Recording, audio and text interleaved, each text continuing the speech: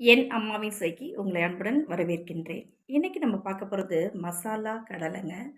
வாங்க எப்படி செய்யலான்னு பார்க்கலாம். நம்ம கடையில் கிடைக்கக்கூடிய மசாலா கடலை செய்கிறதுக்கு தேவையான பொருட்கள் பார்க்கலாங்க. 1/2 கிலோ நிலக்கடலை, 4 ஸ்பூன் கடலை மாவு, 4 ஸ்பூன் அரிசி மாவு, ஒரு துண்டு இஞ்சியை கட் பண்ணி வச்சுருக்கேன், ஒரு 4-5 பூண்டு பல், Kashmiri chilli powder 2 spoon, 1 spoon ஜீரகம், 1 ஸ்பூன் சோம்பு, சிறிதளவு கருவேப்பிலை, தேவையான அளவு உப்பு, ஒரு பிஞ்ச் பெருங்காய பொடிங்க. அவ்வளோதான். வாங்க எப்படி செய்யலான்னு பார்க்கலாம். மிக்சியில் எடுத்துக்கிட்டு இஞ்சியை சேர்த்துக்கலாங்க, பூண்டு பல்ல சேர்த்துக்கலாம், 1 ஸ்பூன் ஜீரகத்தை சேர்த்துக்கலாம், 1 ஸ்பூன் சோம்பு சேர்த்துக்கலாம், இதோட கொத்தமல்லி இலைகள் சிறிதளவு சேர்த்துக்கலாங்க. அவ்வளோதான். இதை அப்படியே கொரன்னு அரைச்சிட்டு வந்துடலாம். இந்த அளவு கொரன்னு அரைச்சாச்சுங்க. இதை அப்படியே ஒரு பவுலுக்கு மாற்றிக்கலாம். இதோட காஷ்மீரி சில்லி பவுடர் சேர்த்துக்கலாம், மிளகாய்த்தூள், தேவையான அளவு உப்பு சேர்த்துக்கலாங்க, ஒரு பிஞ்சு பெருங்காய பொடி சேர்த்துக்கலாம், கடலை மாவு 4 ஸ்பூன் சேர்த்துக்கலாம், அரிசி மாவு 4 ஸ்பூன் சேர்த்துக்கலாம், கருவேப்பிலை சிறிதளவு, எல்லாம் நல்லா கலந்து விட்டுறலாங்க. நம்ம food colour orange red food கலரை சிறிதளவு சேர்த்துக்கலாங்க. தேவைப்பட்டால் சேர்த்துக்கலாம், அப்படி இல்லைன்னா இதை ஸ்கிப் பண்ணிடலாம். மஞ்சத்தூள் கூட சேர்த்துக்கலாம், ஒரு 4 ஸ்பூன் தண்ணி சேர்த்துக்கலாம்.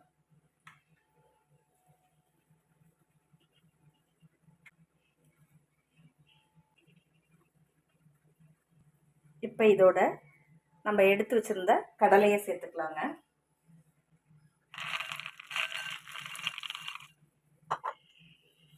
இதை நல்லா கலந்து விட்டுறலாம்.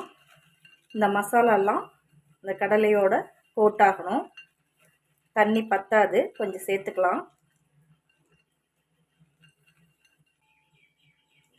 இன்னும் ஒரு 4 ஸ்பூன் சேர்த்துக்கிறேன். கொஞ்சம் கொஞ்சமாக சேர்க்கணும் தண்ணி, இல்லாட்டினாக்க உங்களுக்கு ரொம்ப தண்ணி சேர்த்துட்டோம்னாக்க மசாலா மேலே கோட்டாகாதுங்க. அதனால் இந்த அளவுக்கு அப்படியே பார்த்துட்டு சேர்த்துக்கோங்க.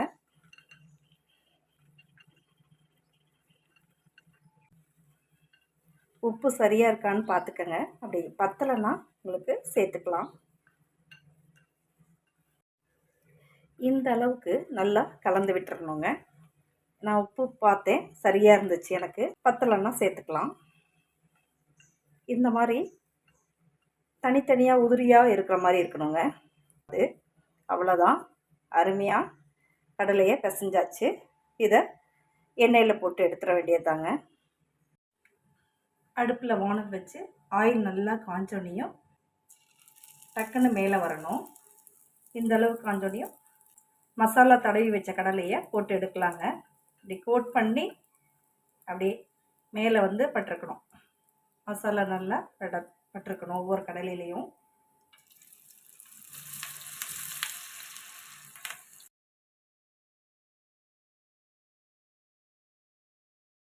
மிதமான அனல்லையே இருக்கட்டும்.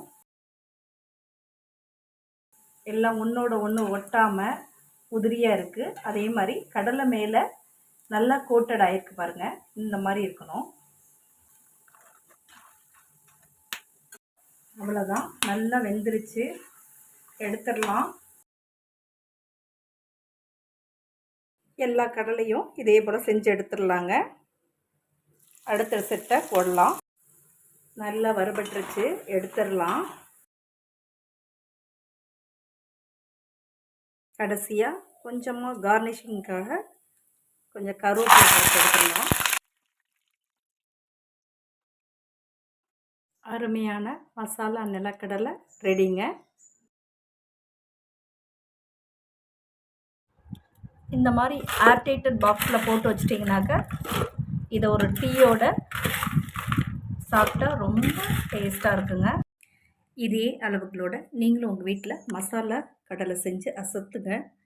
என் அம்மாவின் சுவைக்கு லைக் பண்ணுங்கள், ஷேர் பண்ணுங்கள், சப்ஸ்கிரைப் பண்ணுங்கள். தேங்க்யூ.